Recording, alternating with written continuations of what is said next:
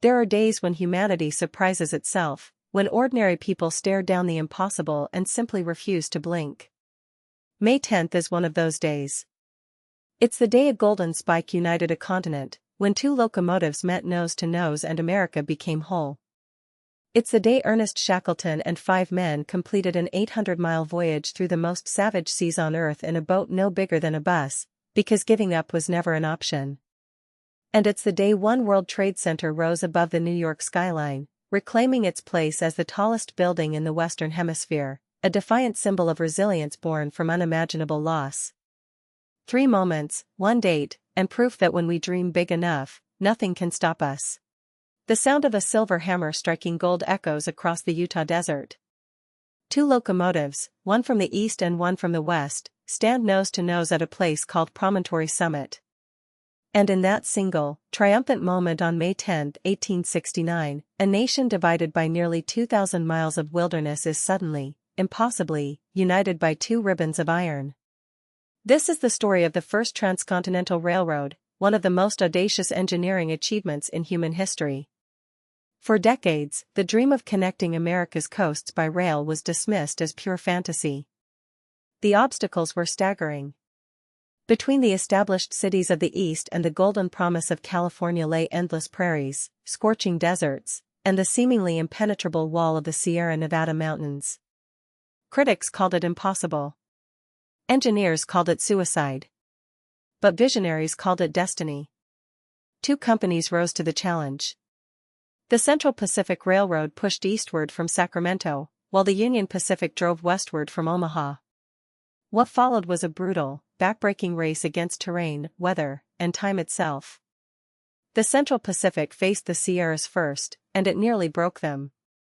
Chinese immigrant workers, comprising up to 90% of the workforce, carved tunnels through solid granite using hand drills and black powder.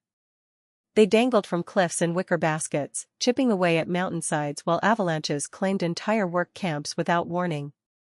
In one brutal winter, crews tunneled through 40-foot snowdrifts just to reach the rock beneath. Meanwhile, the Union Pacific battled its own demons across the Great Plains. Native American tribes, watching their homeland vanish beneath the advancing rails, fought desperately to halt progress.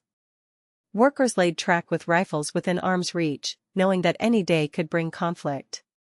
The human cost was staggering. Thousands perished from accidents, disease, extreme weather, and violence. Yet still they pushed forward, sometimes laying up to 10 miles of track in a single day under the scorching sun. When Leland Stanford raised that ceremonial hammer at Promontory Summit, the telegraph operator tapped out a single word that raced across the nation at the speed of lightning: done. Church bells rang from coast to coast. Cannons fired in celebration. A journey that once took 6 dangerous months could now be completed in just 6 days. The Transcontinental Railroad didn't just connect 2 coasts. It transformed a collection of distant territories into one unified nation. It opened the West to millions of settlers, revolutionized commerce, and proved that American ambition could conquer any obstacle. Today, more than a century and a half later, that golden spike remains a symbol of what humanity can accomplish when determination meets innovation. On April 24, 1916, 3 exhausted men dragged themselves onto the rocky shores of South Georgia Island. They had achieved what the world thought was absolutely impossible. They had crossed 800 miles of the most treacherous ocean on Earth in a wooden lifeboat no bigger than a minibus. This is the story of Ernest Shackleton and the voyage that would define the very meaning of survival. It began with disaster.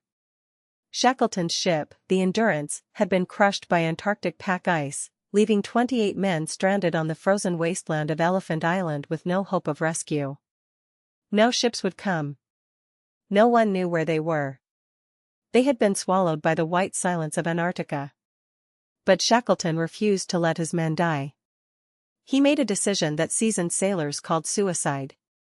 He would take a 22-foot lifeboat named the James Caird and sail across the Scotia Sea to South Georgia Island, where a whaling station offered their only chance of salvation. 800 nautical miles through waters so violent they were known as the graveyard of ships. For 17 days, Shackleton and 5 crew members battled mountainous waves that towered 60 feet high. They fought hurricane-force winds that screamed through the rigging. Their sleeping bags froze solid. Ice accumulated on the boat so heavily they had to chip it away constantly or risk capsizing. Fresh water ran dangerously low. The navigator had only 4 brief moments of clear sky to calculate their position across that entire journey. The experts of the day believed no small boat could survive such a crossing. The Southern Ocean had claimed vessels 10 times the size of the James Caird. What Shackleton attempted wasn't just difficult. It was considered mathematically impossible. Yet there they stood on South Georgia's shores, battered and frozen but alive. And Shackleton wasn't finished. He still had to cross the island's unmapped mountain range to reach the whaling station. 36 hours later, he walked into that station and organized the rescue of every single man left behind on Elephant Island. Not one member of his crew perished. This voyage remains one of the greatest feats of navigation and seamanship ever accomplished. Modern sailors with satellite technology and advanced equipment have attempted to replicate the journey and described it as utterly terrifying. Shackleton's epic lifeboat voyage stands as eternal proof that human determination can overcome any obstacle.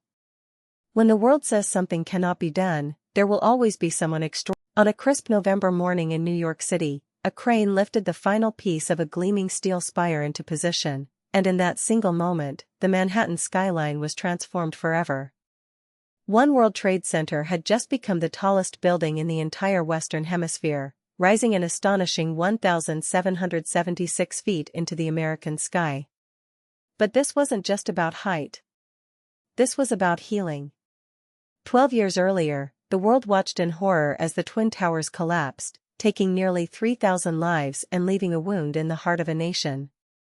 Many wondered if anything would ever rise from that scarred ground again. The challenges seemed insurmountable. How do you build on a site still sacred with memory? How do you create something that honors the fallen while looking boldly toward the future? The answer came in the form of an architectural marvel that would take 8 years to construct and involve over 10,000 workers pouring their souls into every beam, every bolt, every pane of glass. Engineers faced obstacles that pushed the boundaries of modern construction. The foundation alone required drilling through ancient bedrock while working around active subway lines and the footprints of the original towers, which had to remain untouched as memorial sites. Security concerns demanded the building withstand threats never before considered in civilian architecture. The base was fortified with concrete walls 3 feet thick, while the entire structure was engineered to sway gracefully in hurricane-force winds without a single crack forming. And then there was the spire, that magnificent 408-foot antenna that pushed the building to its symbolic height, 1,776 feet, a deliberate tribute to the year America declared its independence. Installing it required precision measured in millimeters, crews working at dizzying heights where a single miscalculation could prove catastrophic. When that spire locked into place on November 11, 2013, construction workers erupted in cheers that echoed across Lower Manhattan. Families of victims wept. New Yorkers stopped on sidewalks, looking up at a tower that seemed to touch the clouds themselves.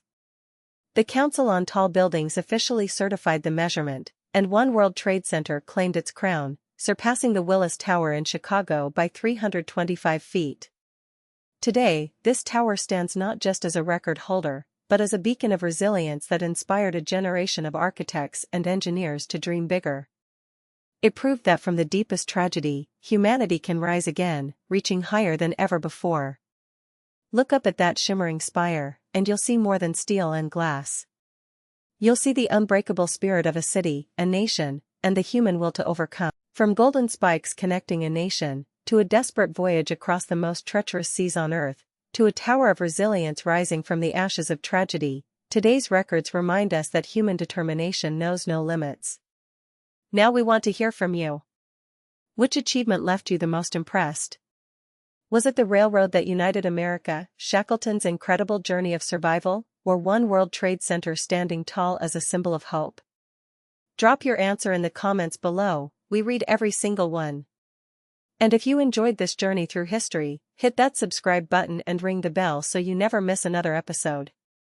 Thanks for watching.